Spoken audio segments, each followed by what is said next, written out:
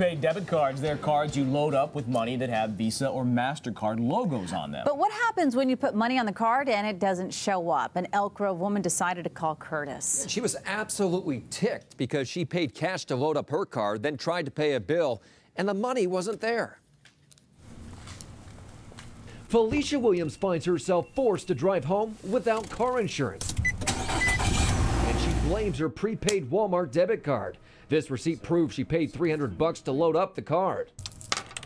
But when she went online and tried to use her debit card to pay her car insurance payment was rejected. Her $300? Not there. It's frustrating. It's very frustrating. And then your bills, and then I got a cancellation notice from my insurance company. Felicia called Walmart several times and even went back to the store speaking with a clerk who sold it to her. She told me 5 minutes. It's been 5 days. So whenever you buy one of these prepaid debit cards, how do you know the cash is actually going to end up on the card? I mean, nobody wants to fight for their money. It's hard enough to earn it. Gary Ullman with the Better Business Bureau says before leaving the store, ask for the balance of your card at another register. Or if you can, check the balance through an ATM. Because proving you put the money on the card after you leave the store can be a challenge. There's a lot of fraud involved in these kinds of transactions, whether it's credit cards or anything else. So the business is always going to be kind of skeptical. The day we interviewed Felicia, she told Walmart we were investigating. And what do you know? They applied her funds. She says they blame the issue on a system error. So what happened? Walmart didn't give us an answer, but said, "We sincerely apologize for any issue this may have caused, and we are glad it has been resolved."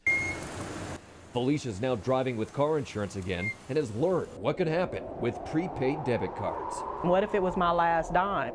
I didn't put all of my money on it, but I would have really been upset if I had put all of my cash on this Walmart card. Well, Felicia's insurance company was not happy about her insurance lapse. They wanted her to pay the rest of the year before reinstating her policy.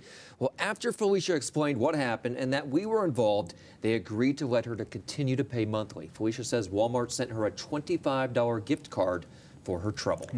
Boy, this is alarming, but you sort of are not a big fan of debit cards anyway. I do not like debit cards because they are tied to cash, whether you have to put them up front on a prepaid card or whether it's tied to your checking account. But if something happens like this where there is a mistake, you have to fight to get your money back. You shouldn't have to fight to get your money back. Now, if you have a credit card, you're not out any money if there's any sort of issue like this, because you could then fight it, but you don't actually have to pay a check until the bill comes. So avoid debit cards if you can. Will do. Good to know. All right. Do you have a consumer problem you can't resolve? Maybe we can. You can call our hotline Monday through Friday, or better yet, go to our website, cbssacramento.com, click on Contact Kurtis, and fill out our form.